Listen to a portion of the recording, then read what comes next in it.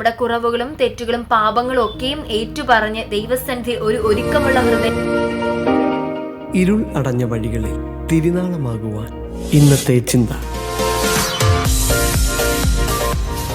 ഒരു സാധാരണ വ്യക്തിയായിരുന്നതിൽ നിന്ന് അസാധാരണമായ പ്രവചന ശുശ്രൂഷയിലേക്ക് വിളിച്ച് വേർതിരിക്കപ്പെട്ട പ്രവാചകനാണ് ആമോസ്.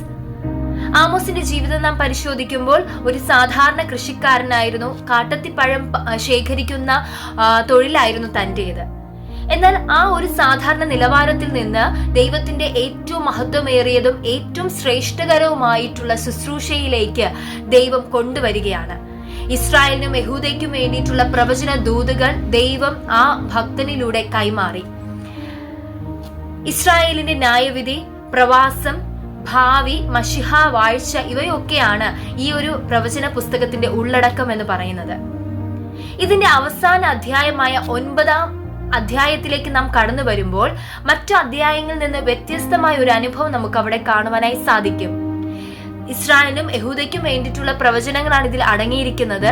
ഇസ്രായേലിന് വരുന്ന ന്യായവിധിയെക്കുറിച്ചും പ്രവാസത്തെക്കുറിച്ചും ഒക്കെ മറ്റ് അധ്യായങ്ങളിൽ പറഞ്ഞിരിക്കുമ്പോൾ ഇസ്രായേലിന്റെ യഥാസ്ഥാപനത്തെക്കുറിച്ചാണ് ഈ 9-ാം അധ്യായത്തിൽ പറഞ്ഞിരിക്കുന്നത്. ദൈവത്തിന്റെ സ്വന്തം ജനത്തിന് ഒത്തിരി കുറവുകളും തെറ്റുകളും വീഴ്ചകളും ഒക്കെ സംഭവിച്ചിട്ടുണ്ട്. പക്ഷേ ദൈവം അതൊക്കെയും ക്ഷമിക്കുവാൻ തയ്യാറാണ്. ഇസ്രായേലിനെ മടക്കി കൊണ്ടുവരുവാൻ ദൈവം തയ്യാറാണ് എന്നതാണ് ഈ 9-ാം അധ്യായം നാം വായിക്കുമ്പോൾ നമുക്ക് മനസ്സിലാക്കുവാനായി സാധിക്കുന്നത്. ഈ 9-ാം അധ്യായത്തിന്റെ 12-ാമത്തെ വചനം നാം വായിക്കുമ്പോൾ നമുക്ക് അവിടെ ഇപ്രകാരം കാണുവാനായി സാധിക്കും: വീണുപോയ ദാവീദിൻ കൂടാരത്തെ ഞാൻ അന്നാളിൽ നിവർത്തുകയും അതിന്റെ പിളർപ്പുകളെ അടയ്ക്കുകയും അവന്റെ ഇടിവുകളെ തീർക്കുകയും അതിനെ പുരാതന കാലത്തിൽ എന്ന പോലെ പണിയുകയും ചെയ്യും എന്നതാകുന്നു ഇത് അനുഷ്ഠിക്കുന്ന യഹോവയുടെ അരുളപ്പാട്. ഇസ്രായേലിന്റെ യഥാസ്ഥാപന സമയത്ത് ഇസ്രായേലിന് വന്നുപോയ തെറ്റുകളും കുറവുകളും ഒക്കെയും നികത്തി പിന്നെയും ദൈവം ഉയർത്തും എന്നുള്ള പ്രവചന ശബ്ദമാണ് ഈ വചനത്തിൽ നിന്ന് നമുക്ക് മനസ്സിലാക്കുവാനായി കഴിയുന്നത്. ഇസ്രായേലിനോടുള്ള ബന്ധത്തിൽ ഇത് എഴുതിയിരിക്കുമ്പോൾ ഒരു ദൈവ പൈതലിന്റെ ജീവിതവുമായി നമുക്കിതിനെ കണക്ട് ചെയ്യാം. പലപ്പോഴും ദൈവ പൈതൽ എന്ന നിലയിൽ അല്ലെങ്കിൽ കർത്താവിനോട് കൂടെ നടക്കുന്ന ഒരു വ്യക്തി എങ്കിൽ പോലും പലപ്പോഴും നമ്മുടെ ജീവിതത്തിൽ തെറ്റുകളും കുറവുകളും ഒക്കെയും സംഭവിച്ചിട്ടുണ്ട്. പല വീഴ്ചകൾ നമ്മുടെ ജീവിതത്തിൽ കടന്നു വന്നിട്ടുണ്ട്. ലോകപരമായിട്ടുള്ള വഴികളിൽ പലപ്പോഴും നമുക്ക് നടക്കേണ്ടി വന്നിട്ടുണ്ട്.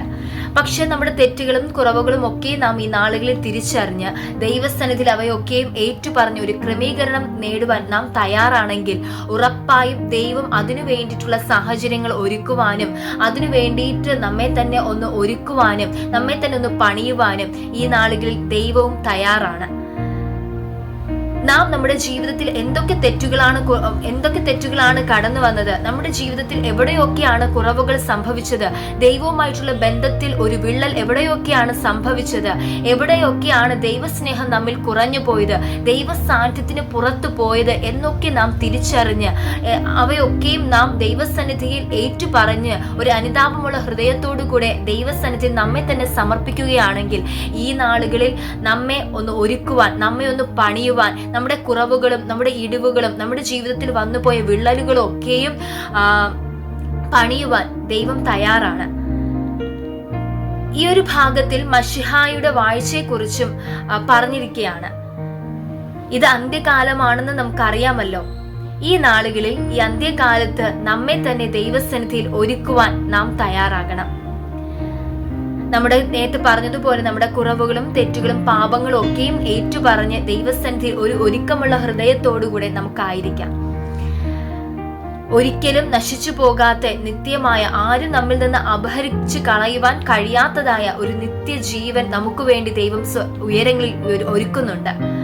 ആ നിത്യജീവനെ മാത്രം ലക്ഷ്യമാക്കിക്കൊണ്ട് ഇന്ന് നാം കാണുന്ന നമ്മുടെ സാഹചര്യങ്ങളെ മറികടന്ന് നമ്മുടെ കുറവുകളെ തെറ്റുകളും ഒക്കെയും തിരിച്ചറിഞ്ഞ് നമ്മുടെ പ്രതികൂലങ്ങളും പ്രതിസന്ധികളും ഒന്നും നാം വകവയ്ക്കാതെ നമ്മുടെ ചുറ്റും നാം ആയിരിക്കുന്ന സാഹചര്യത്തെ ഒന്നും നാം ശ്രദ്ധിക്കാതെ ദൈവം നമുക്ക് വേണ്ടി ഒരുക്കുന്ന നിത്യജീവൻ മാത്രം നാം ഫോക്കസ് ചെയ്തുകൊണ്ട് ഈ നാളുകളിൽ ദൈവസന്നിധിയിൽ നമുക്ക് ഒരുങ്ങാം. അത്തരത്തിൽ നാം നമ്മെ തന്നെ ദൈവസന്നിധിയിൽ സമർപ്പിക്കുകയാണെങ്കിൽ ഉറപ്പായും ദൈവം നമ്മെ ഉയർത്തുവാൻ ശക്തനാണ്.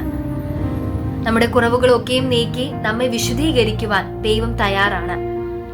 അതുകൊണ്ട് ദൈവസന്നിധിയിൽ നമ്മെ തന്നെ സമർപ്പിച്ച് ദൈവം നമുക്ക് വേണ്ടി ഒരുക്കിയിരിക്കുന്ന നിത്യമായ ജീവനെ ലക്ഷ്യമാക്കിക്കൊണ്ട് കുറവുകളും തെറ്റുകളും ഒക്കെ നമ്മുടെ ജീവിതത്തിൽ നിന്ന് മായ്ക്കപ്പെടേണ്ടതിന് നമ്മെ തന്നെ സമർപ്പിച്ചുകൊണ്ട് വിശുദ്ധിയും വേർപാടും പാലിച്ച് ദൈവസന്നിധിയിൽ ക്രമീകരിക്കപ്പെട്ടുകൊണ്ട് ജീവിക്കുവാൻ കർത്താവായ ദൈവം നമ്മെ സഹായിക്കട്ടെ. അതിനായി നമുക്ക് ഒരുക്കപ്പെടാം. God bless you all. Amen.